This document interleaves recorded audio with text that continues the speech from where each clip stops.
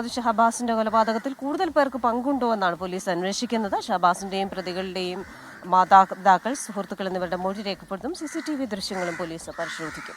അതെ, രാഹുൽ സുരേഷാണ് ചേരുന്നത് കോഴിക്കോട് നിന്ന് വിവരങ്ങളുമായി. രാഹുൽ, പറയാൻ പോകുന്ന വാർത്ത ഇതായതുകൊണ്ട് ഒരു ഗുഡ് മോർണിംഗ് പറയാൻ പോലും മനസ്സനുവദിക്കുന്നില്ല. എന്നാലും ഒരു നല്ല ദിവസമാകട്ടെ, ഇനിയും ഇതുപോലുള്ള കാര്യങ്ങൾ സംഭവിക്കാതിരിക്കട്ടെ എന്ന പ്രതീക്ഷയാണ്. പക്ഷേ ഈ വാർത്തയുടെ ഇന്നത്തെ അപ്ഡേറ്റ്സ് പറയും.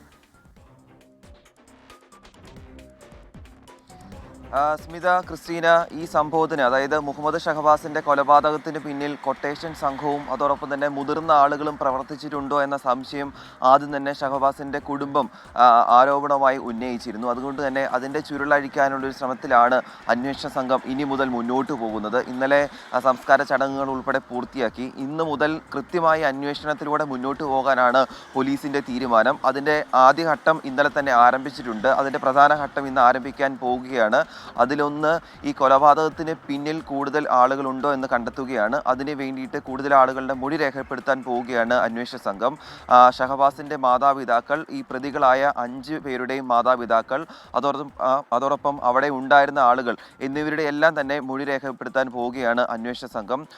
ഇന്നലെ വിവിധയിടങ്ങളിൽ നിന്നും CCTV ദൃശ്യങ്ങൾ കേന്ദ്രീകരിച്ച് CCTV ദൃശ്യങ്ങൾ ശേഖരിച്ചിരുന്നു. അത് ഈ സ്കൂളിന്റെ പരിസരത്ത് നിന്നും അതോടൊപ്പം തന്നെ ട്യൂഷൻ സെന്ററിന്റെ പരിസരത്ത് നിന്നുമുള്ള CCTV ദൃശ്യങ്ങളാണ് ശേഖരിച്ചിട്ടുള്ളത്. അത് ഇന്ന് പരിശോധിക്കും.